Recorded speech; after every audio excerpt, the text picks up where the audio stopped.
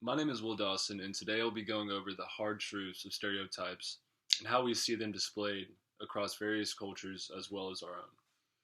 Stereotypes are often used to justify injustice and discrimination, validate oppression, enable exploitation, rationalize violence, and shield corrupt power structures.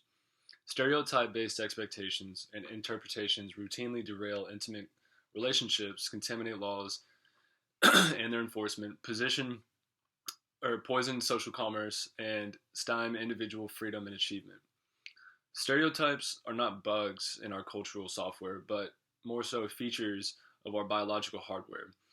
The fact that stereotypes are often harmful does not mean that they are often inaccurate. Conceptual, methodological, and ideological obstacles notwithstanding, the research on stereotype accuracy has been accumulated at quite a pace since the 1960s. The results have converged quite decisively on the side of stereotype accuracy.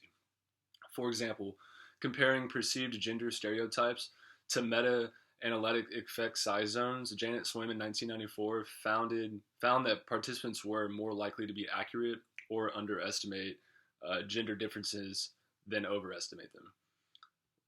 Wherever stereotypes live, so do humans. There are many stereotypes that we perpetuate without even thinking about it.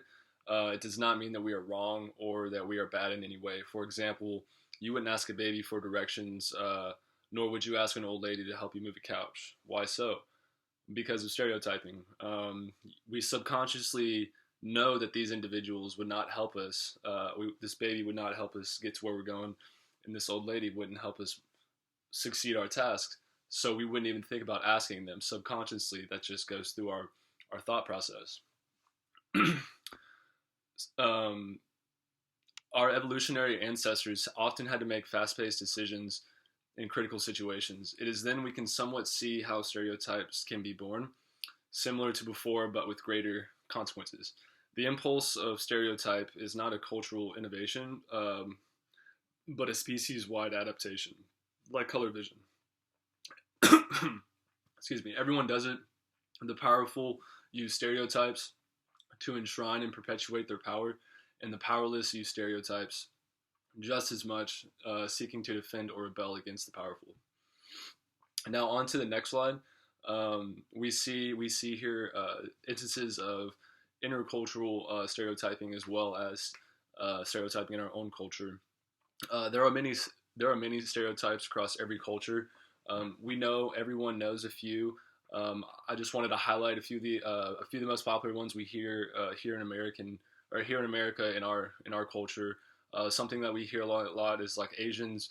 Um, they're extremely intelligent, but they're also bad drivers. Obviously, this isn't true.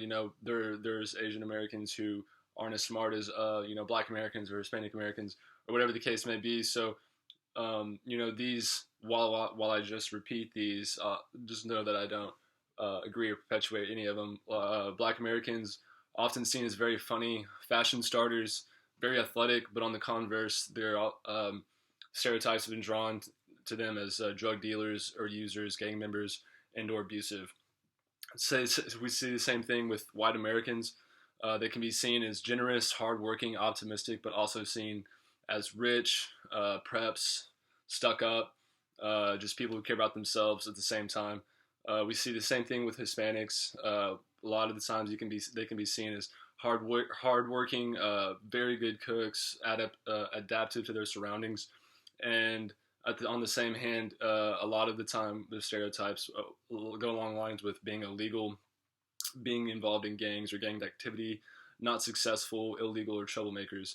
Um, every culture can be stereotyped in both a positive and a negative way, just like I just explained. So, you know, with every culture, there are negative stereotypes, but there also could be positive stereotypes along with the same light. Oftentimes, K through 12 educators unconsciously are influenced by the negative racial stereotypes. So, like the list I just went through, sometimes teachers in our own societies, without even thinking about it, can think of these things and have it affect the way that they teach their student. Intercultural stereotypes are not always based around the color of the skin or ethnic groups against each other. In parts of Taiwan, people who have accents from rural parts are often considered unintelligent and/or slow-witted. Stereotypes interculturally are also prominent in the LGBTQ community.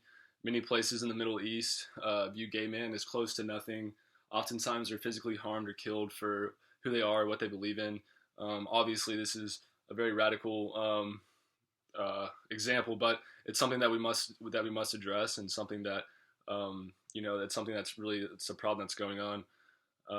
From hate crimes in America to all over the world, oftentimes they are conducted out of hate or an ill-positioned thought process. So stereotypes, they're bad, and we just need to collectively try and move forward.